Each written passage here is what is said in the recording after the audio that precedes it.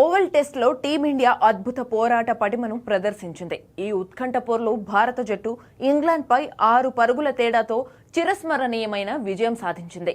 అయితే ఈ గెలుపును జీర్ణించుకోలేని పాకిస్తాన్ మాజీ cricketer Shabbir Ahmed social media వేదికగా తన అక్కసు వెళ్లగక్కాడు. టీమిండియా బౌలర్లు బంతికి పెట్రోలియం జెల్లీ రాసి ఉంటారని కక్షపూరితంగా ఆరోపణలు చేశాడు.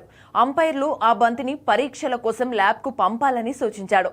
ఇలా టీమిండియా మీద నిందలు మోపిన షబ్బీర్ అహ్మద్ పై నెటిజన్లు తీవ్ర స్థాయిలో ఆగ్రహం వ్యక్తం చేస్తున్నారు. టీమిండియా బంతికి వ్యాజిలైన్ పూసిందని నా అనుమానం.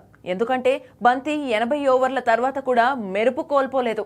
అంపైర్ ఆ బంతిని ల్యాబ్ టెస్టుకు పంపాలి అని తన ఎక్స్ ఖాతాలో కక్షపూరితంగా పోస్ట్ చేశాడు. దీంతో సోషల్ మీడియా యూజర్ల నుంచి అతడికి పెద్ద ఎత్తున వ్యతిరేకత వ్యక్తమవుతుంది.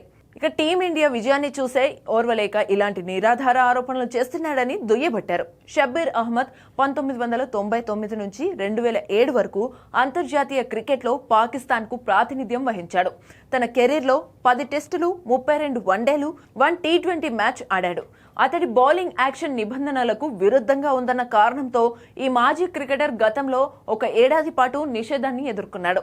బౌలింగ్ యాక్షన్ సరిగ్గా లేదని ఇంటర్నేషనల్ క్రికెట్లో ఇలా 12 నెలల పాటు నిషేధం ఎదుర్కొన్న తొలి క్రికెటర్ అతడే కావడం గమనార్హం. ఈ విషయమై కూడా నెటిజన్లు అతన్ని దుయ్యబడుతున్నారు. నిబంధనలు ఉల్లంఘించి నిషేధానికి గురైన వారు సైతం ఇప్పుడు నిపుణుల్లా వ్యవహరిస్తున్నారంటూ చురకలంటిస్తున్నారు.